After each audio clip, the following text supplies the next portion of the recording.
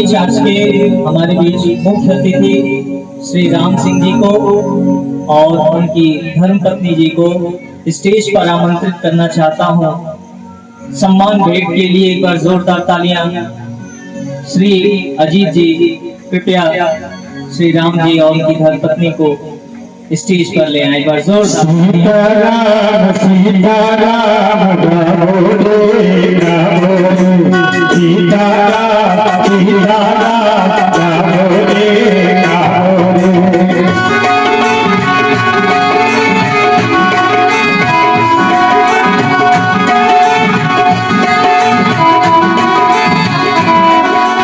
सीताराम सीताराम गावो रे गावो रे। आप पता कर लो नहीं कौन सा प्रसंग लिए दारू मार के इसी का बोलो अभी नहीं करना ठीक है। सीताराम सीताराम गावो रे गावो, सीताराम सीताराम गावो रे गावो रे।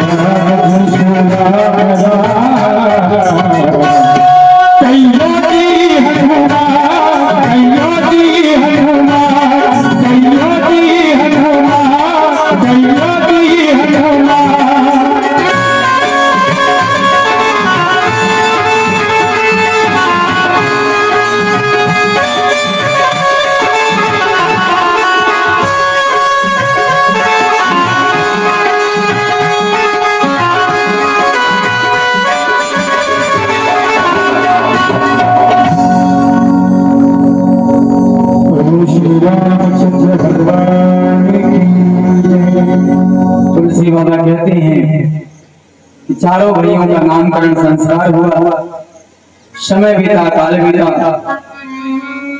अब चारों भाई कुमारावस्था में पहुंच गए। यहाँ पर भगवान मानो हमें आपको ये बताना चाहते हैं कि मनुष्य कितना भी बड़ा क्यों न हो जाए, लेकिन उसे गुरु शरण में जाना ही पड़ेगा। चाहते तो भाई चक्रवर्ती सम्राट के पुत्र थे, गुरु स्वयं आके घर से ही पढ़ा के जाए, लेकिन नहीं। तो तुलसी बाबा ने क्या बताया?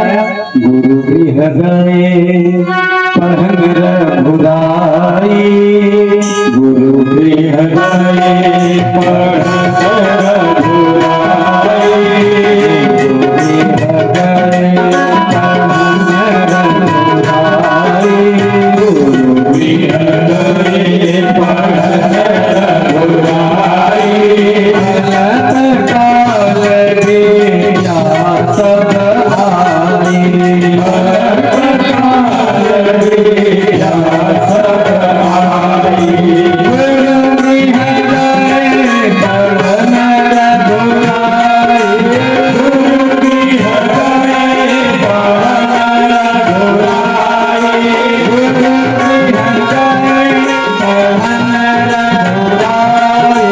गुरु गृह गए पढ़न रघुराई। अलग की प्यास बुझाई, अलग की प्यास आई। तुलसी बाबा कहते हैं कि भगवान राम अपने चारों भाइयों के साथ में गुरु वशिष्ठ के आश्रम जाते हैं। वहां पर उन्होंने अल्प समय में, थोड़े से समय में सारी विद्या को प्राप्त करते हैं। और वहां से पुनः जब घर आते हैं तो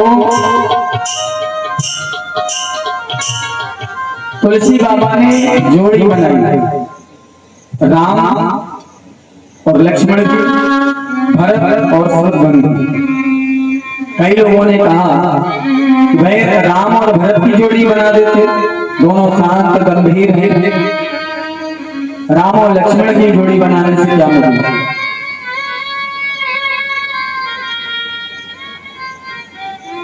यहाँ पर जैसे एक खेत में एक कुआं हो और उस कुएं में इतना जल हो, इतना पानी हो कि आसपास के खेत का भी सिंचन वो कुआं अकेले कर सकते हैं, इतना पानी है। तो क्या वहां पर उसके बगल में कोई दूसरा कुआं खुदवाया जाए तो ये अच्छी बात थोड़ी है? ये समझदार लोग थोड़ी नहीं करेंगे, क्योंकि पहले से उसमें पानी है। जो समझदार व्यक्ति होगा वो वहां पर वृक्ष लगाएगा, पेड़ लगाएगा, ताकि लोग आए तो कुएं में से जल पिए और वृक्ष के नीचे बैठकर आराम करें। एक की गति नीचे जा रही है और एक की गति ऊपर जा रही है। तो भगवान राम और भरत जी ये अयोध्या के कुएं के सरीखे हैं और लक्ष्मण जी और शत्रुघ्न जी ये अयोध्या के वृक्ष के सरीखे हैं। इसलिए तुलसी बाबा ने राम और लक्ष्मण, भरत और शत्रुघ्न की जोड़ी बनाई। राम जी जब चारों भाइयों के साथ में घर आते हैं तो इनका रोज का नियम था, प्राय हम आप अपने बच्चों को भी यही शिक्षा दें। शुरू में मैंने आप लोगों से कहा था, अभी देखिए बालकांड ही चल रहा है। अगर अपने बच्चों को उनका बाल्यावस्था सुधारना है तो बालकांड श्रवण कराइए, क्योंकि बालकांड में भगवान राम ने बाल क्रीड़ाएं की है। और इसमें देखिए जब गुरु के घर से आते हैं तो राम जी का नियम क्या है? प्रातः काल उठ के रघुनाथ, प्रातः काल उठ के रघुनाथ, प्रातः काल उठ के रघुनाथ, प्रातः काल उठ के रघुनाथ,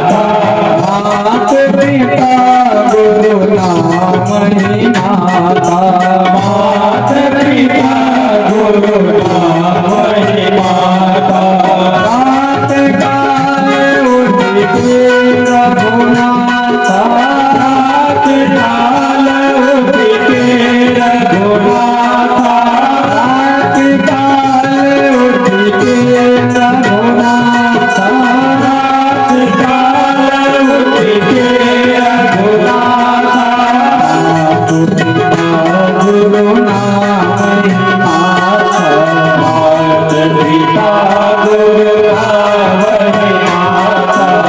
राम जी सुबह उठते हैं तो सर्वप्रथम माता पिता को प्रणाम करते हैं, फिर गुरु को प्रणाम करते हैं। प्राय हमें आपको भी अपने बच्चों में यही संस्कार डालने।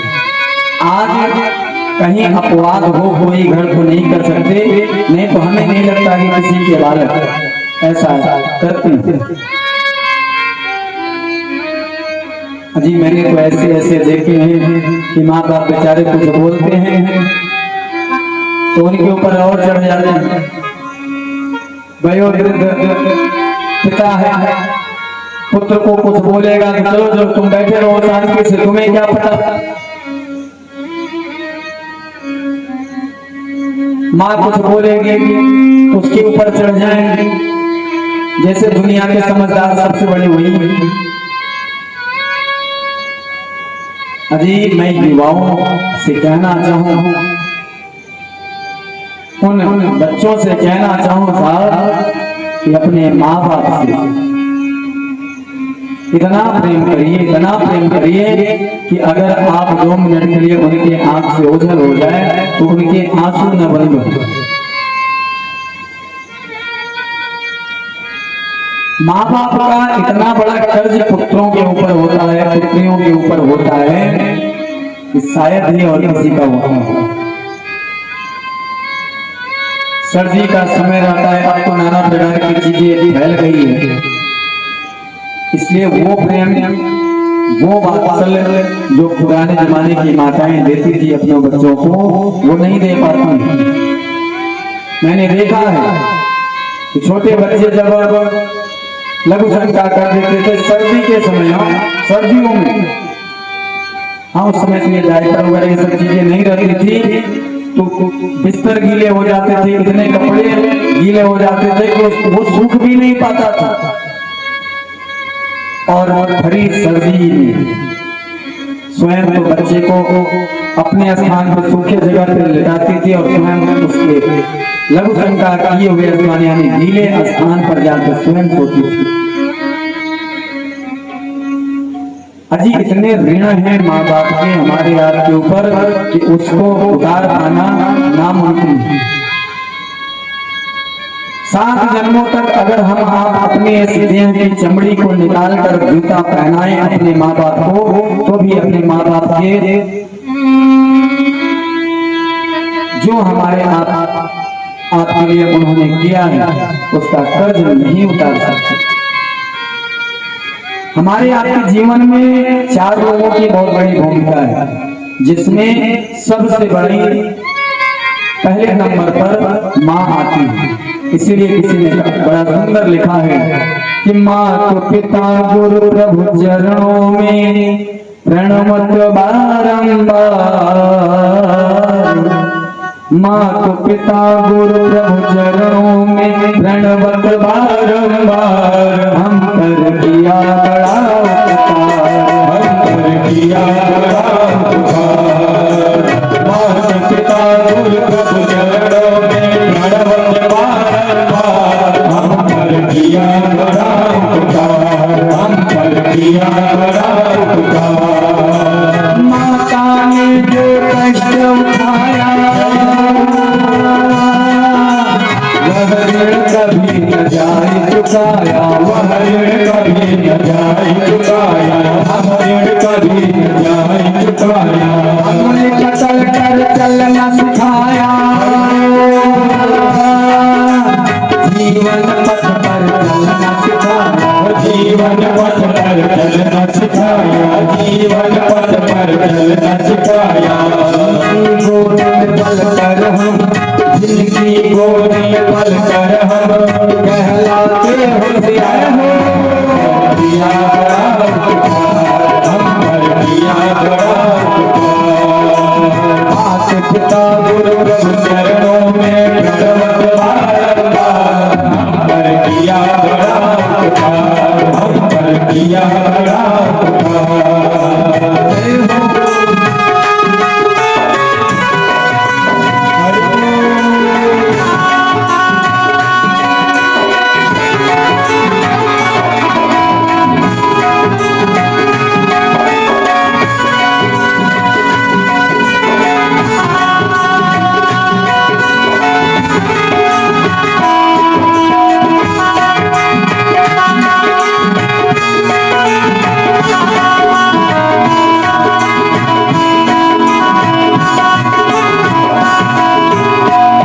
पहले नंबर पे माँ आती है, दूसरे नंबर पर पिता। पिता के लिए क्या कहा गया है? पिता ने हमको योग्य बनाया,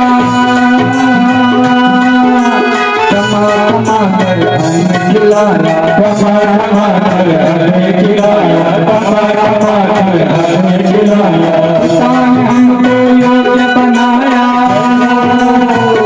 कमा कमा कर हमें खिलाया, कमा कमा कर हमें खिलाया, कमा कमा कर हमें खिलाया।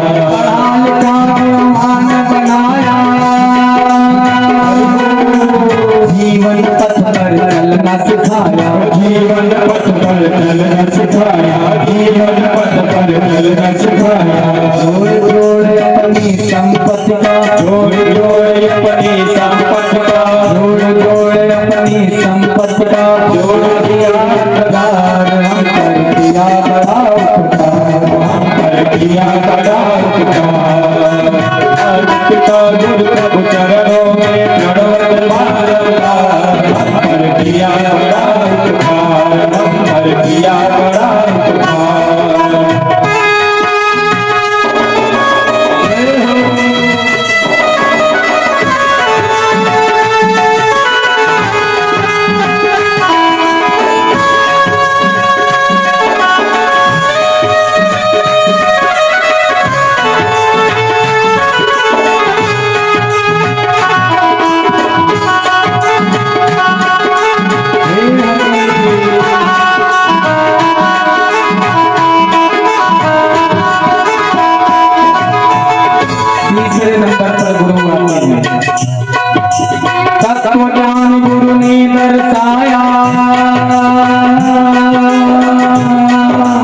अंधकार सब दूर हटाया, अंधकार सब दूर हटाया, अंधकार सब दूर हटाया। प्रेम भक्ति दीप जलाकर हरि दर्शन का मार्ग बताया, हरि दर्शन का मार्ग बताया, हरि दर्शन का मार्ग बताया। बिना स्वार्थ ही कृपा करे, बिना स्वार्थ ही कृपा करे, वो कितने बड़े हैं कर दिया बड़ा उपकार, कर दिया बड़ा उपकार। माता पिता गुरु प्रभु चरणों में प्रणव बारंबार। कर दिया बड़ा उपकार, कर दिया बड़ा उपकार।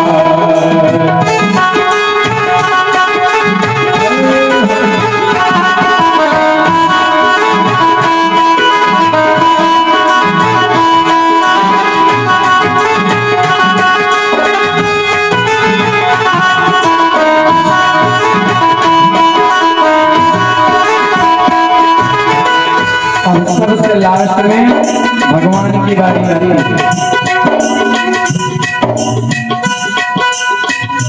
इसलिए कहते हैं भाई पहले नंबर माँ, दूसरे पे पिता और तीसरे पे गुरु। इसलिए भगवान राम ने माँ पिता गुरु इन तीनों की वंदन करते। सबसे लास्ट में आते हैं भगवान, और वो भी गुरु की कृपा होती है तब भगवान में हमें आपको भक्ति करने का मन लगता है। अन्यथा अगर गुरु ने उपदेश नहीं दिया है, गुरु ने सीख नहीं दिया है, तो हम आप कुछ करने वाले नहीं हैं।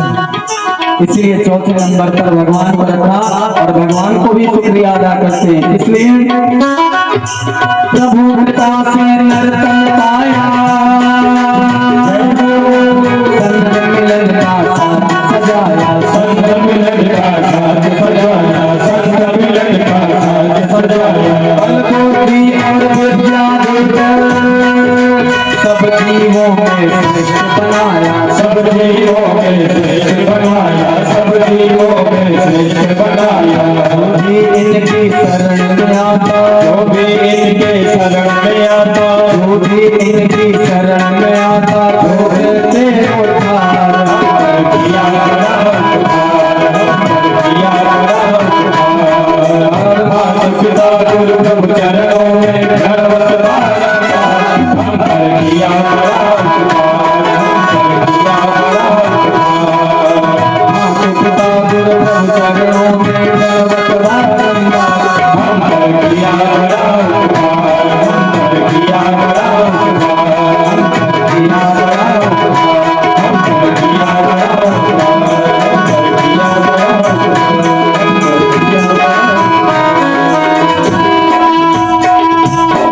बोलिए रामचंद्र भगवान की जय हो। माँ बाप की बड़ी कृपा है हमारे आपके ऊपर। इसलिए कभी भी स्वप्न में भी माँ बाप को तकलीफ मत देना। अजी वृद्धा आश्रम में वेटिंग लिस्ट चल रही है। ऐसे बच्चों को तो क्या कहें, व्यास पीठ से बोलने में थोड़ी संकोच आ रही है। ऐसे बच्चों के साथ में ब्रह्मांड का जो सबसे बड़ा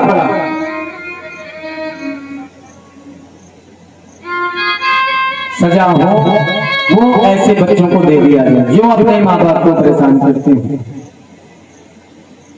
तो मूर्खों को समझ में नहीं आ रहा है, जिन माँ ने इतना लाड प्यार से तुम्हें पाला, जिस पिता ने अपने एक एक दाने को बचाकर तुम्हारे लिए जोड़ा, और जब उसकी आवश्यकता उसको तुम्हारी आवश्यकता जब पड़ती है, तो उस समय तुम बगल कर देती हो। वो माँ बाप धन्य हैं जिनके पुत्र या पुत्री उनके कहे अनुसार चल रहे हैं। अगर ऐसे किसी के पास में पुत्र या पुत्री हैं, तो भगवान का रोज शुक्रिया अदा किया करें साहब। तो महाराज आपका बहुत बहुत धन्यवाद जो आपने हमें ऐसा पुत्र दिया। इस समाज में इतनी विखंडता होती जा रही है, कभी कभी लगता है कि अभी तो कलयुग प्रथम चरण ही चल रहा है कलयुग का, आगे के चरणों में क्या होगा। बड़ी स्थिति गंभीर होती जा रही है समाज की। आप लोगों से मैं व्यास पीठ से विनम्र निवेदन करना चाहूंगा कि आप अपने बच्चों को राम कथा से जोड़िए, भगवान राम के चरित्रों को सुनाइए, क्योंकि इसी में वो ताकत है जो अपने बच्चों को हमारी सदगति दिला सकती है, बुद्धि को सही मार्ग पर ले आ सकती है। अगर रामायण को श्रवण करेगा, राम कथा को श्रवण करेगा, रामचरितमानस को श्रवण करेगा, वो कभी भी वो कोई गलती नहीं करेगा। हमें जीवन जीना सिखाती है रामायण साहब, जीवन को कैसे जिया जाता है। आज तो ऐसी स्थिति हो गई है कि पता ही नहीं चलता है, न खाने का समय है, न पीने का समय है, न सोने का समय है, न उठने का समय है, न बैठने का समय है। आजकल तो देखते हैं निशाचर हो गए हैं लोग। हाँ, बुरा मत मानिएगा, रात्रि में जो चलता है उसे निशाचर कहते हैं। निशा यानी रात और चर यानी चलना, निशाचर। तो रात भर तो चलते हैं, फिर उसके बाद दिन में सोते हैं। रात्रि राक्षसों के लिए बना है, दिन मनुष्यों के लिए, देवताओं के लिए बना है। इसलिए रात में जल्दी सोइए और दिन में जल्दी उठिए। जिस एनर्जी से आप काम करते हैं, अगर ब्रह्म मुहूर्त में उठना प्रारंभ कर दीजिए तो 2 गुने स्पिरिट से आप कार्य करेंगे अपना, और आपके पास में समय ही समय रहेगा ईश्वर के समीप बैठने का, अपनी माँ बाप की सेवा करने का। कहीं कहीं आती है प्रश्न कि महाराज क्या करें, टाइम ही नहीं मिलता, ऑफिस जाना होता है, ये करना होता है, वो करना होता है। अजी तो कौन कह रहा है कि 8 बजे सो के उठो। अगर सुबह 4 बजे 5 बजे, अगर 5 बजे भी उठ जाते हो तो आपके पास में टाइम ही टाइम रहेगा। आप अपने माँ बाप को की भी सेवा कर सकते हैं और आप ईश्वर की भी सेवा कर सकते हैं। इन दोनों की सेवा करने के बाद में आप जाके अपना कार्य करो ना। और मैं आपसे तो ये कहूँ कि आपको ईश्वर की सेवा मत करिए, नहीं करने की जरूरत है, करिए तो सिर्फ माँ बाप की सेवा करिए, उसी से ईश्वर प्रसन्न रहेंगे। माँ बाप की सेवा करने वाला कभी दुखी नहीं रह सकता। इसको जहां भी वहां लिखित में ले लीजिए आप।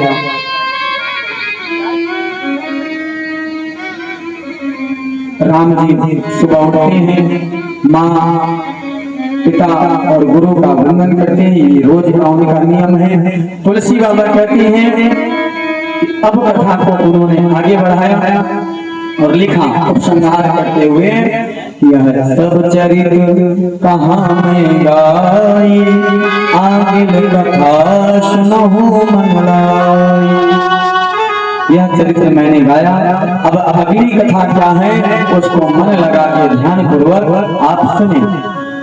तुलसी बाबा ने कहा कि एक महात्मा है जिनका नाम विश्वामित्र है। विश्वामित्र जी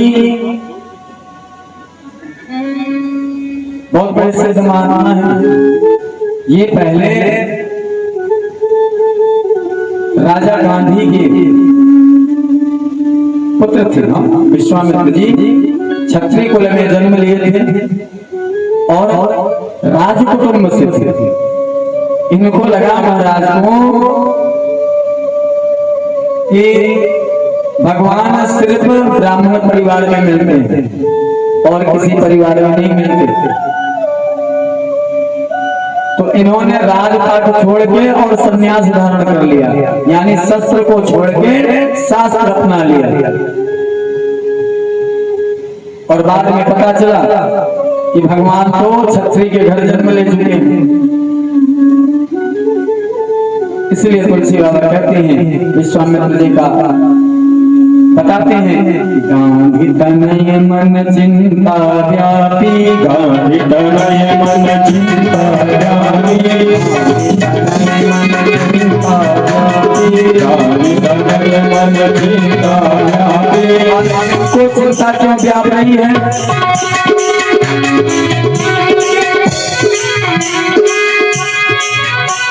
जहाँ इनका आश्रम है चारों तरफ जंगल है। अब उस आश्रम में बैठ के हवन पूजा करते हैं तो राक्षस अपद्रव करते हैं। वहां हड्डी मांस के लोग ले आकर हवन कुंड में डाल देती हैं। अब गांधी तनय यानी विश्वामित्र जी के मन में यह चिंता व्याप्त हो गई कि क्या करें, इससे कैसे बचा जाए। तब ध्यान आया, सोचने लगे और उस सोच को तुलसी बाबा ने बताया। गांधी तनय मन चिंता व्यापी, गांधी तनय मन चिंता व्यापी, हरि दिन मन से चर पापी, हरि दिन मन से चर पापी। विश्वामित्र जी मन ही मन सोच रहे हैं कि बिना भगवान के बिना हरि के ये निशाचर मरने से रहे।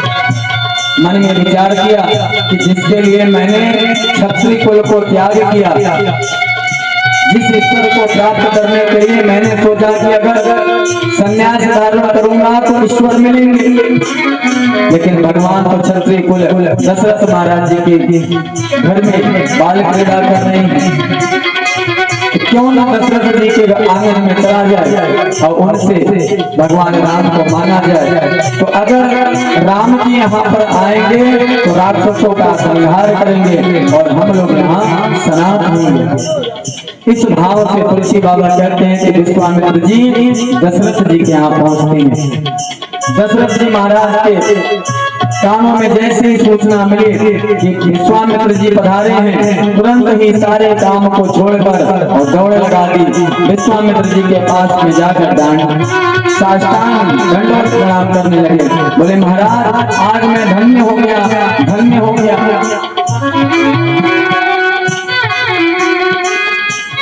देखिए गृहस्थ आश्रम जो होता है साहब, धन्यो गृहस्थ आश्रम।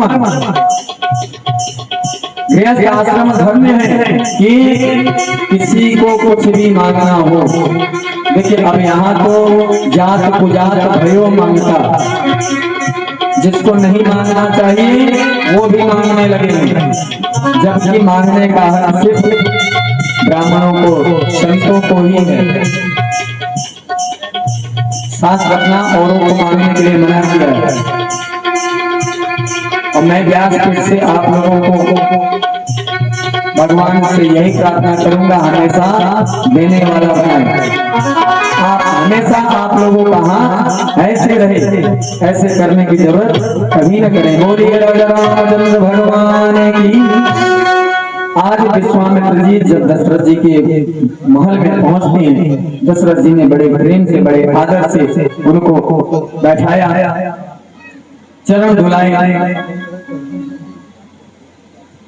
उस चरण का चरणामृत लेकर दशरथ महाराज ने पान किया, राज कुटुंब को पान कराया।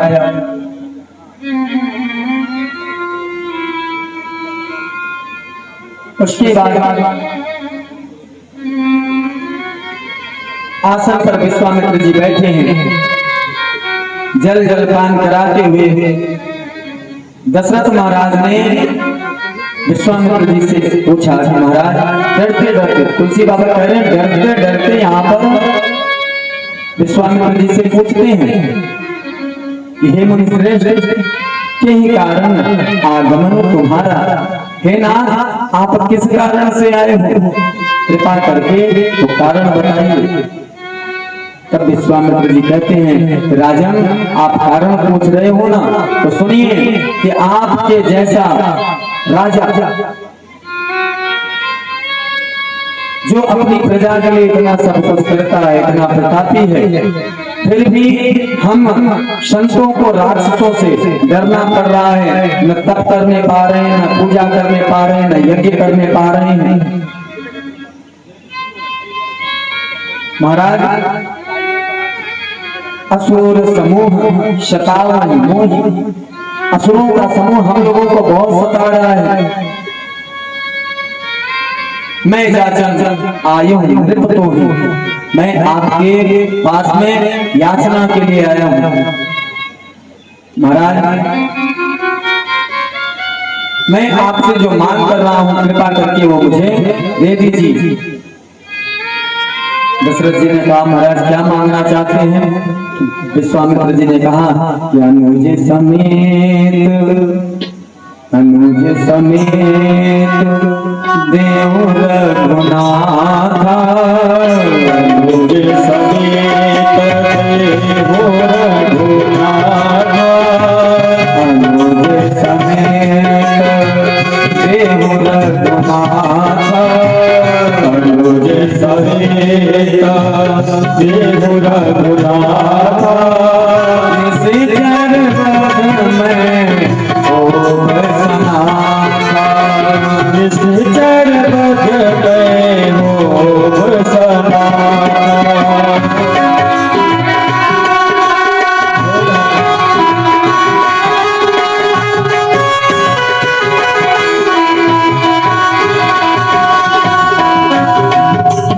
हे अवधेश, आप अपने बड़े पुत्र यानी रघुनाथ राम जी को अनुज सहित हमें दे दीजिए, ताकि वो राक्षसों को मारे और हम लोग सनाथ बन सके। यहाँ पर तुलसी बाबा ने बताया है कि जैसे ही दशरथ जी के कानों में गया कि महाराज आप अपने राम को मुझे दे दीजिए, तो वहां पर दशरथ जी की क्रुद्ध हो जाते हैं, कहते हैं महाराज आप अविवेक कर रहे हैं, आप सोच समझकर मांग नहीं कर रहे हैं, आपको क्या मांगना चाहिए इसका आपने कहीं भी विचार नहीं किया। महाराज कहिए तो आपको धन संपत्ति जितना चाहिए उतना ले जाइए, गाय चाहिए गाय ले जाइए, हाथी घोड़े जो चाहिए आप ले जाइए। महाराज कहिए तो हम चले। महाराज राम को मत ले जाइए। यहाँ पर बारंबार विश्वामित्र जी को दशरथ जी समझाते हैं कि महाराज चौथे पर वृद्धावस्था में ये पुत्र हमें मिले हैं। वैसे महाराज मैं अपने चारों पुत्रों से प्रेम करता हूं, लेकिन राम विशेष ही है। अब यहाँ पर राम को बार बार न देने का दशरथ जी का एक कारण और है। रामचरितमानस में उसका वर्णन नहीं है, अपने वाल्मीकि रामायण में भी नहीं है, लेकिन कुछ रामायण में महात्मा लोग कहते हैं कि वर्णन आता है कि राम जी धरोहर के रूप में दशरथ जी के पास हैं। इसकी भी एक कहानी है। एक बार देवासुर संग्राम में दशरथ जी देवताओं की तरफ से युद्ध करने गए। उस समय जब राक्षसों को मारकर दशरथ महाराज देवताओं के सभा में गए, तो वहां पर शनि देव वगैरह जो ग्रह थे, इन सबने इनका अपमान किया और स्वर्ग लोक से इनको धक्का दे देते।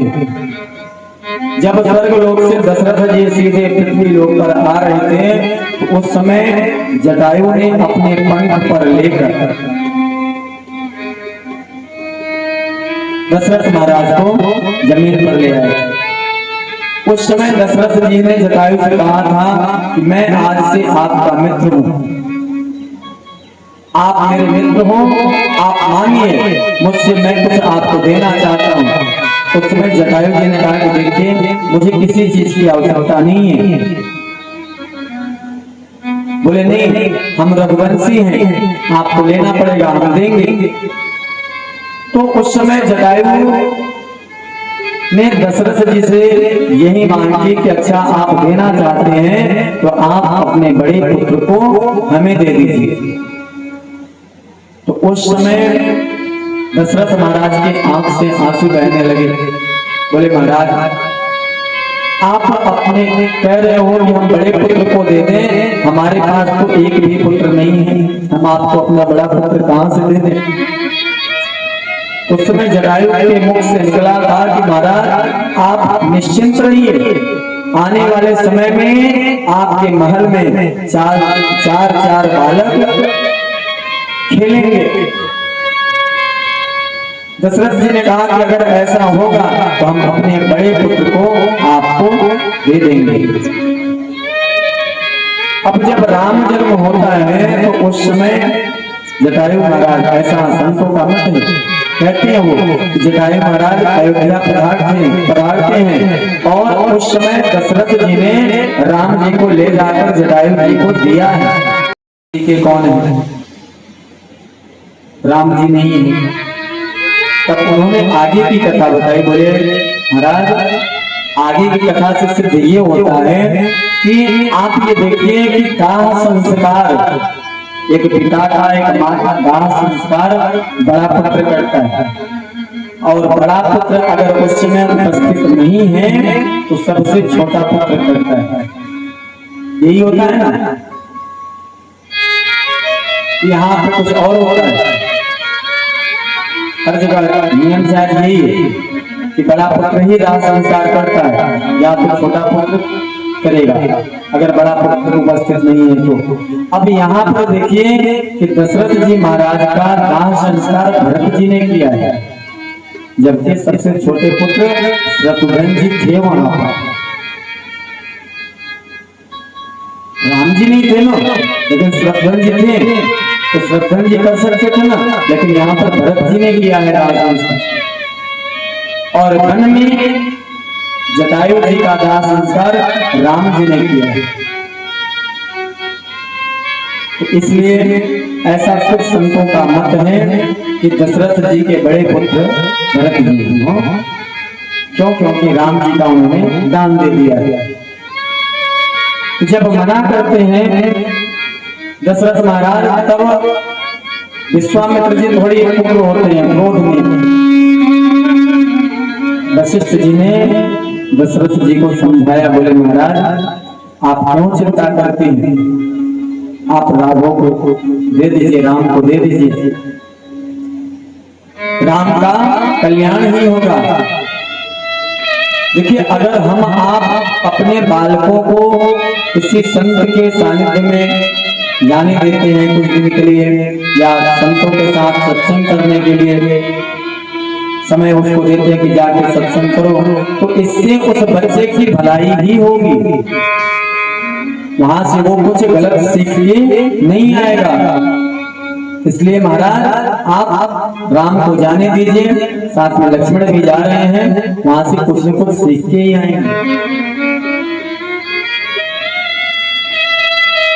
विश्वामित्र जी राम और लक्ष्मण जी को ले जाते हैं। रास्ते में उनको बला और अतिबला नाम की विद्या भी भगवान को देते हैं। वार्तालाप करते हुए तीनों जन विश्वामित्र जी के आश्रम पहुंचे। आश्रम पहुंचने के बाद में सुबह जब हुआ तो विश्वामित्र जी को कहने की जरूरत नहीं पड़ी, भगवान राम ने स्वयं कहा है। क्या कहा है? तुलसी बाबा ने बताया कि प्रात कहा मुनि सन रघुराई, प्रात कहा मुनि सन रघुराई, प्रात कहा मुनि सन रघुराई, प्रात कहा मुनि सन रघुराई, निर्भय जग करहु तुम जाई, निर्भय जग करहु तुम जाई, रात कहा मुनि सन रघुराई, कहा मुनि सन रघुराई, रात कहा मुनि सन रघुराई, रात कहा मुनि सन रघुराई, निर्भय जग करहु तुम जाई, निर्भय जग करहु तुम जाई। हे महाराज राम जी सुबह उठते हैं, सुबह उठते ही संध्या वंदन करके पहला बार भगवान ने कहा कि महाराज आप निर्भय होकर यज्ञ करिए, अब हम आपके यज्ञ का रक्षण कर रहे हैं। विश्वामित्र जी सभी महात्माओं को लेकर यज्ञ करने के लिए बैठे और जैसे ही यज्ञ प्रारंभ हुआ उसी समय आकाश मार्ग से मारीच हड्डी और मांस लेकर दौड़ा कि चलो महात्मा ने यज्ञ शुरू कर दिया है, उसके यज्ञ में उसको डालें, उसका यज्ञ ध्वंस करें। तुलसी बाबा कहते हैं कि जैसे ही मारीच आता है वहां तो भगवान बिना फण के बाण, हाँ जो तीर होती है बाण होता है ना, उसके आगे नोकीला सा निकला रहता है, उससे फण कहते हैं। तो भगवान ने बिना फण का बाण मारीच को मारा। वो इसलिए क्योंकि भगवान को पता है कि मारीच को अभी अगर मारेंगे तो आगे की लीला में बाधा होगी, क्योंकि मारीच से आगे की लीला करवानी, क्योंकि मारीच की वजह से ही माँ जानकी का हरण हुआ था, क्योंकि हिरण तो वही बना था ना। इसलिए मारीच को भगवान ने मारा नहीं है, मारीच को बिना फण के बाण प्रहार किया है और समुद्र के उस पार फेंक दिया।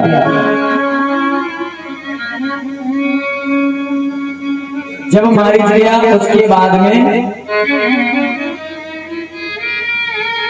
और जब राक्षस आते सुबाहु इत्यादि नामक राक्षस जब पधारते वहां तो उन सबको भगवान ने समाप्त किया है। तुलसी बाबा ने कहा है कि उन सबको भगवान ने नहीं छोड़ा और सभी राक्षसों को वहां समाप्त किया है। बोलिए राधा रामचंद्र भगवान की जय हो।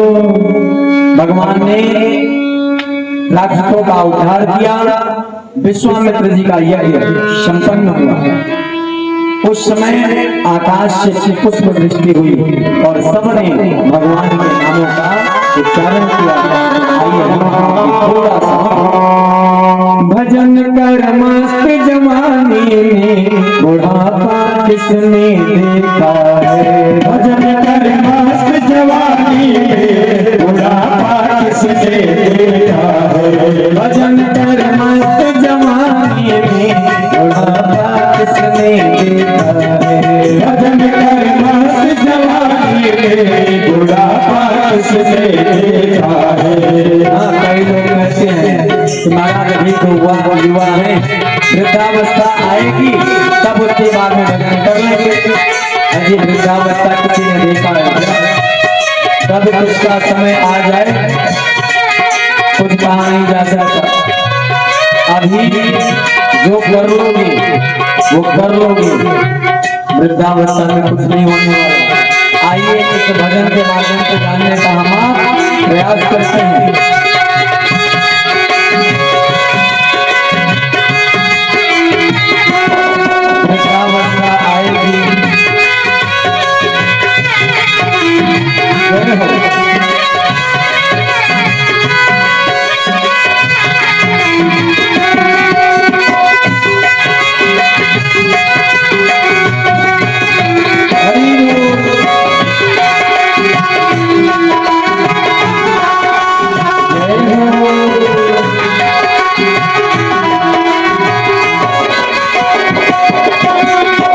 वृद्धावस्था आती है सर्वप्रथम कान पे अटैक करती है, कान कम सुनाई देने लगता है, कान से बहरे हो जाओगे, कान से बहरे हो जाओगे, कान से बहरे हो जाओगे, कान से बहरे हो जाओगे, भजन तुम सुन नहीं पाओगे, भजन तुम सुन नहीं पाओगे, भजन तुम सुन नहीं पाओगे, भजन तुम सुन नहीं पाओगे, भजन सुन मस्त जवानी, भजन सुन मस्त जवानी में बुढ़ापा किसने देखा है, भजन सुन मस्त जवानी में बुढ़ापा किसने देखा है।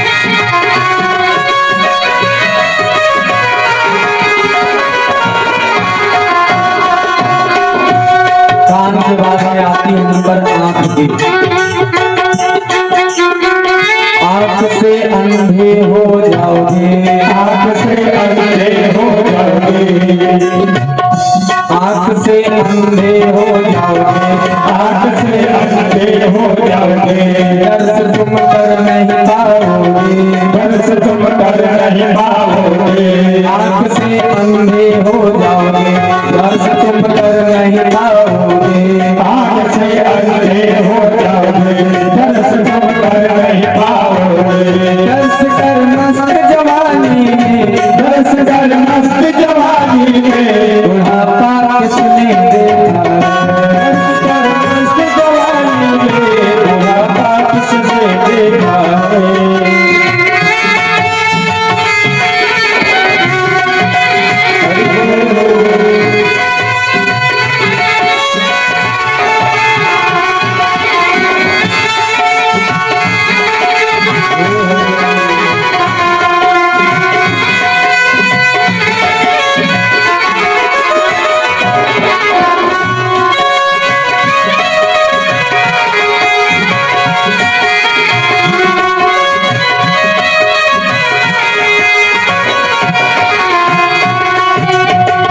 तीसरे नंबर पे आती है, पहले तो आंख पे अटैक होता, कान पे अटैक होता है, कान कम सुनाई देना चालू होता है, ये बुढ़ौती के लक्षण है, लातों का लक्षण है। दूसरी बात, आंख पे अटैक करेगा, आंख कमजोर हो जाएगी। तीसरे पे आता है मुंह, क्योंकि दांत वगैरह सब निकलने चालू हो जाते हैं। क्या कहते हैं, मुंह से गूंगे हो जाओगे, मुंह से गूंगे हो जाओगे, भजन तुम कर नहीं पाओगे, भजन तुम कर नहीं पाओगे, मुंह से गूंगे हो जाओगे, भजन तुम गा नहीं पाओगे, मुंह से गूंगे हो जाओगे, भजन तुम गा नहीं पाओगे, इसलिए भजन गा मस्त जवानी में, भजन का मस्त जवानी में, बुढ़ापा किसने देखा है, भजन का मस्त जवानी में, बुढ़ापा किसने देखा है।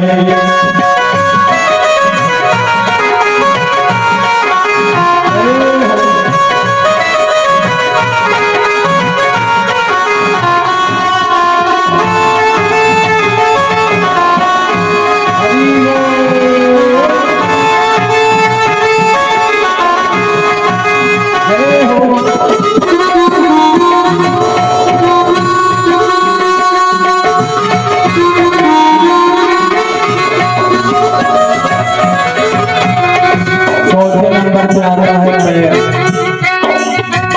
पैर से लंगड़े हो जाओगे, पैर से लंगड़े हो जाओगे, तीर्थ तुम जा नहीं पाओगे, तीर्थ तुम जा नहीं पाओगे, जब पैर काम नहीं करेगा तो तीर्थ कैसे जाओगे। अब पता तो अब बद्रीनाथ जाना है, कैलाश पर्वत की मानसरोवर की चढ़ाई चढ़नी है, कैसे करोगे। पैर से लंगड़े हो जाओगे, तीर्थ तुम जा नहीं पाओगे, पैर से लंगड़े हो जाओगे, तीर्थ तुम जा नहीं पाओगे, इसलिए क्या करना है, तीर्थ कर मस्त जवानी में, तीर्थ कर मस्त जवानी में, बुढ़ापा किसने देखा है, तीर्थ कर मस्त जवानी में, बुढ़ापा किसने देखा है।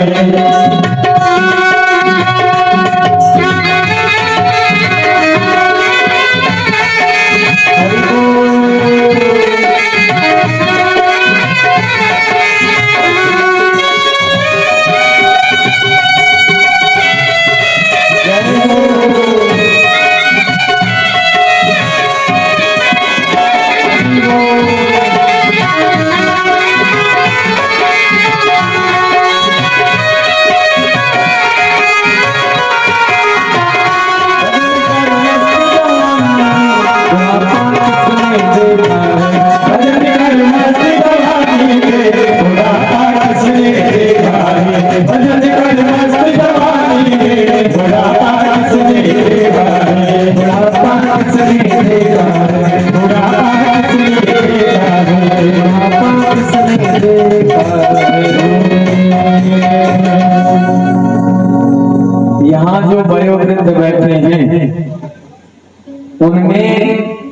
बहुत भाग्यशाली आप लोग हैं कि जो इस उम्र तक पहुंच गए, अन्यथा आने वाला जो समय है ना साहब, इतनी उम्र तक कोई पहुंचने वाले नहीं है।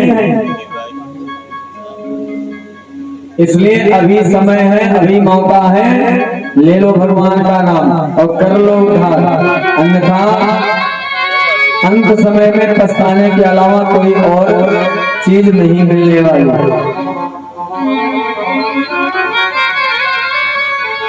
तुलसी बाबा कहते हैं कि जब देवताओं ने बड़ी सुंदर ढंग से प्रभु की स्तुति कर ली, जय जयकार हो गया, उसके बाद आश्रम में आनंद ही आनंद हुआ। तुलसी बाबा कहते हैं इसी अवसर पर विश्वामित्र जी के पास में पत्रिका आती है। अब ये पत्रिका जनकपुर से आई हुई है, धनुष यज्ञ के निमंत्रण पर।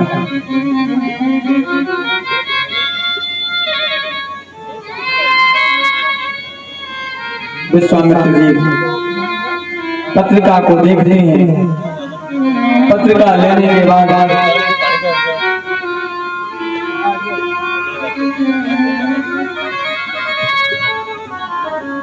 विश्वामित्र जी विचार में पड़ जाते हैं कि राघव से कहें तो कैसे कहें। विश्वामित्र जी के तो मन में है कि भाई राम जी को भी ले चले, धनुष यज्ञ में सीधा स्वयंवर हो रहा है, वहां चलेंगे तो वहां के लोग भी आनंद में हो जाएंगे। लेकिन कहें तो कहें कैसे। मान लीजिए अगर राम जी ने थोड़ी सी टीका कर दी और कह दिया उन्होंने कि महाराज मैं आपका यज्ञ पूरा करने के लिए आया हूँ, मुझे जनकपुर से निमंत्रण नहीं है, मैं नहीं जाऊंगा, तो फिर क्या करूंगा। तो यहाँ पर विश्वामित्र जी ने एक युक्ति की। उन्होंने राम जी से कहा कि राघव, आपने एक यज्ञ को पूर्ण कर दिया जो ऋषि का था, अब महाराज एक राज ऋषि का यज्ञ हो रहा है, आप उस यज्ञ को भी पूर्ण कर दे।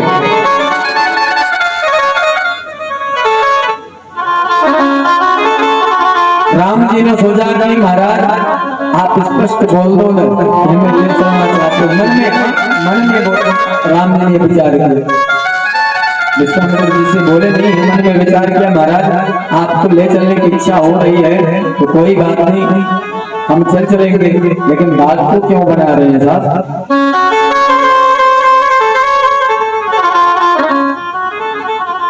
राम जी तैयार हो जाते हैं विश्वामित्र जी के साथ में जनकपुर चलने के लिए। देखिए हम आप आज जनकपुर पहुंचेंगे,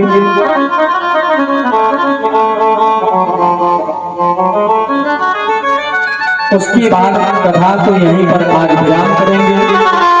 कल हम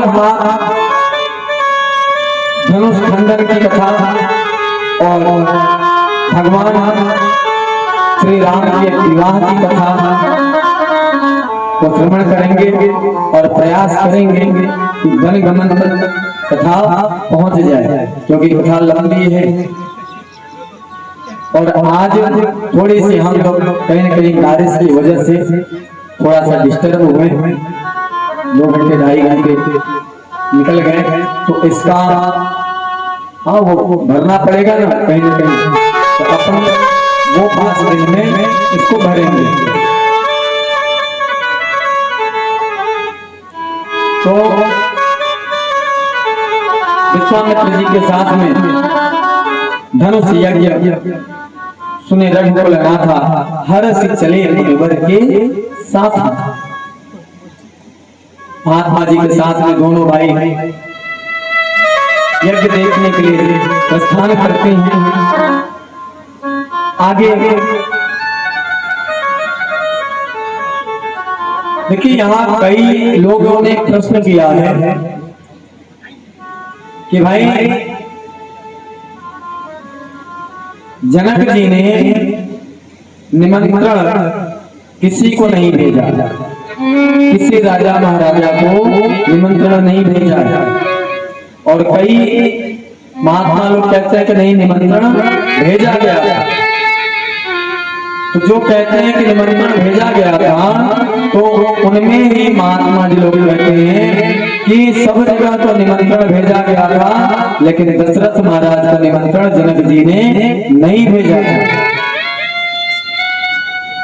तो लोगों ने पूछा इसका कारण क्या है साहब, क्यों नहीं भेजा निमंत्रण?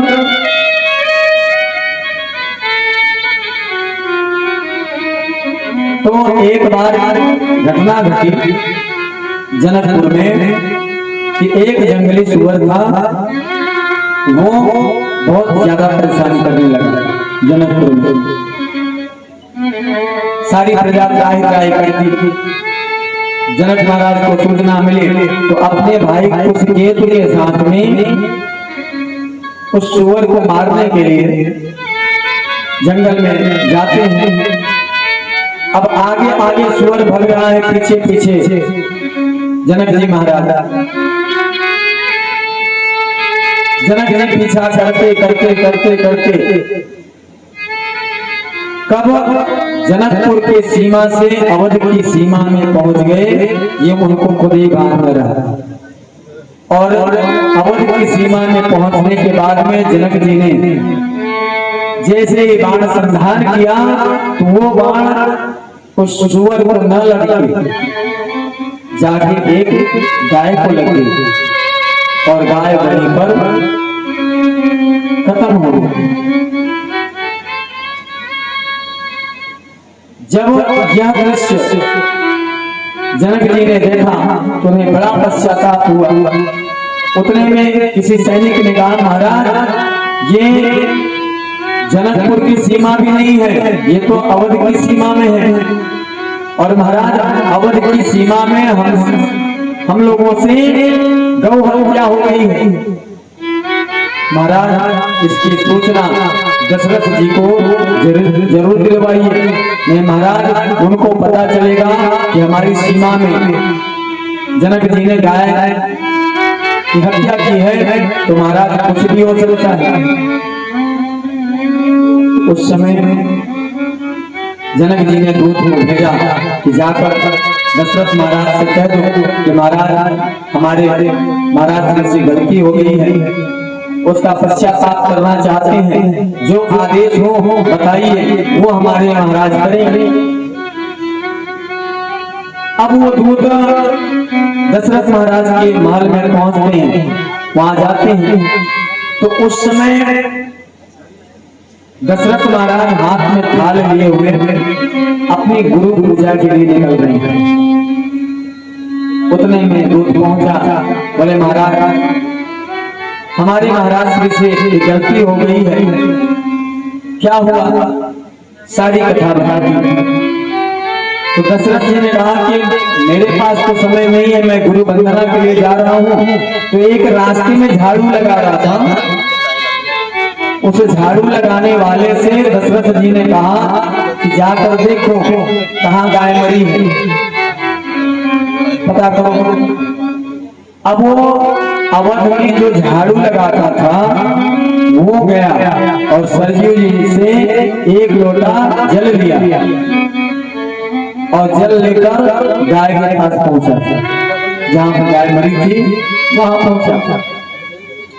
वो जल अपने हाथ में लेकर और संकल्प करता है, तो झाड़ू लगाने वाला संकल्प करता है कि हे ईश्वर, हे सरजू मैया, अगर हमारे महाराज निस्वार्थ भाव से अपनी प्रजा की सेवा करते हैं, धर्मनिष्ठ करते हैं, तो ये गाय अभी जिंदा हो जाए। इतना संकल्प करके जैसे ही गाय के मुख में वो जल उस झाड़ू लगाने वाले ने डाला, वैसे ही गाय उठकर खड़ी हो गई। बोलिए राजा रामचंद्र भगवान की जय हो। जैसे ही गाय खड़ी हुई, जनक जी को आश्चर्य हुआ ये कैसे। तो जब पत्रिका लिखी जा रही थी उस समय कुशकेतु ने कहा कि भैया आप सबको निमंत्रण कार्ड भेज रहे हो, दशरथ जी को आप क्यों नहीं भेज रहे हो? अवध का हम लोगों के ऊपर बहुत बड़ा कर्ज है महाराज, उन्होंने हमें गौ हत्या से बचाया है महाराज, उनको निमंत्रण को जाना चाहिए ना। तो जनक जी कहते हैं कि अरे छोटे भैया, निमंत्रण कार्ड उनके पास नहीं भेज सकते। बोले क्यों? बोले इसलिए कि हमें पता है कि गाय जब मरी थी उस समय उनके पास भाई गुरु वंदना के लिए जा रहे थे और एक झाड़ू लगाने वाले को भेज दिए कि जाओ देख दिया, और झाड़ू लगाने वाला संकल्प लिया, गाय उसकी खड़ी हो गई। और कहीं ऐसा हुआ कि अगर उनके पास समय नहीं हुआ और किसी झाड़ू लगाने वाले को भेज दिया कि जाकर धनुष तोड़ के और विवाह करके आ जाओ, तो क्या मैं धनुष जब वो तोड़ेगा तो क्या मैं झाड़ू लगाने वाले से अपनी बिटिया की शादी करूंगा? तो इस भाव से महात्मा लोग कहते हैं कि दशरथ जी के पास में निमंत्रण कार्ड उन्होंने नहीं भेजे, लेकिन तुलसी बाबा कहते हैं कि जनक जी ने कहीं का निमंत्रण कार्ड नहीं भेजा।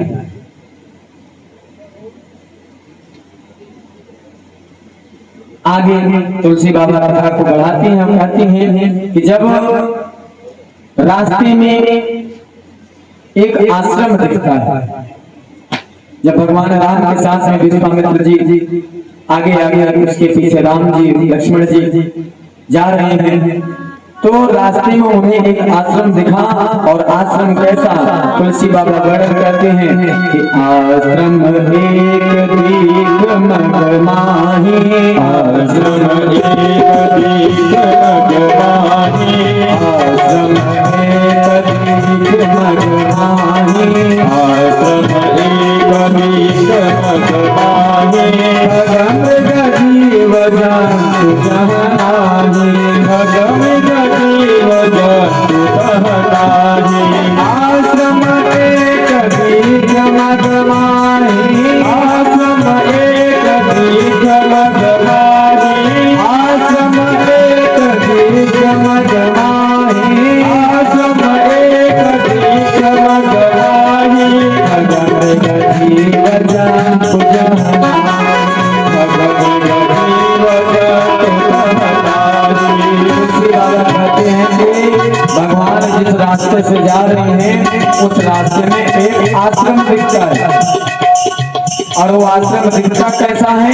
एकदम नीरव। जो वहां पर वृक्ष हैं, उन वृक्षों में न कोई पत्ते लगे हैं, न कोई पुष्प लगा है, न कोई फल लगा है, एकदम नीरव। वहां पर कोई पशु पक्षी नहीं है। आश्रम के बगल में खूब पशु पक्षी हैं, लेकिन वहां पर पशु पक्षी नहीं है।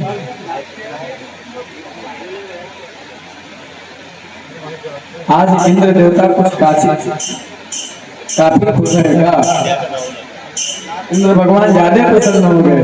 कोई बात नहीं, हुई वही जो राम रचा, हुई वही जो राम रचा, होई वही जो राम रचा, वही वही जो राम रचा, होई वही जो राम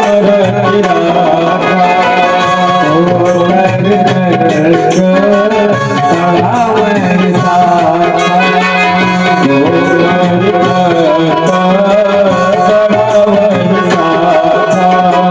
राम जी को जो मंजूर एहसास होगा वही, इसमें हम कितना भी वो होगा वही जो उन्होंने पहले से निर्धारित कर रखा है। इसलिए मस्त रहिए, आनंद में रहिए, जो होगा राम जी देखेंगे। अब भगवान आगे बढ़ते हैं, थोड़ी सी हम सूक्ष्म में लेंगे। भगवान ने अहिल्या जी का उद्धार किया। अहिल्या जी को श्राप था उनके पति गौतम ऋषि का, पत्थर दिया हो गई थी, और श्राप ये था कि तुम्हें रामावतार में राम जी जब अपने अपने पैरों से स्पर्श करेंगे, उनके चरण रज तुम्हारे ऊपर पड़ेंगे, तब तुम पत्थर देह से देह रूप में आओगी। तो भगवान ने उनके उस श्राप से अहिल्या जी को मुक्ति दी, मुक्ति दिलाई। उसके बाद में तुलसी बाबा कहते हैं कि राम जी को थोड़ा सा मन में संकोच हुआ राम जी को, भाई मैंने ऋषि पत्नी को पैर लगाया, इसलिए जब वहां से प्रभु विदा होते हैं तो आगे गंगा जी मिलती। गंगा जी में तुलसी बाबा ने राम लक्ष्मण और विश्वामित्र जी को स्नान कराया है, ताकि मन में जो राम जी के है कि मुझसे पाप हुआ है उस पाप से वो मुक्त हो सके। गंगा जी ने स्नान किया, संध्या वंदन किया, गंगा अवतरण की कथा विश्वामित्र जी ने उनको सुनाया। देखिए आज हम आप यही कथा को विश्राम करेंगे, क्यों? क्योंकि थोड़ी सी अव्यवस्थित हो जाएगी तो सभी डिस्टर्ब होगा, ठीक है ना? तो आइए हम आप आरती की ओर चलते हैं। भगवान यहाँ से सीधे यात्रा प्रारंभ करके जनकपुर पहुँचते हैं और जनकपुर में भगवान का बहुत अच्छे ढंग से स्वागत किया गया। आज हम कथा को यहीं पर विराम करते हैं, कल की कथा पुनः यहीं से प्रारंभ करेंगे।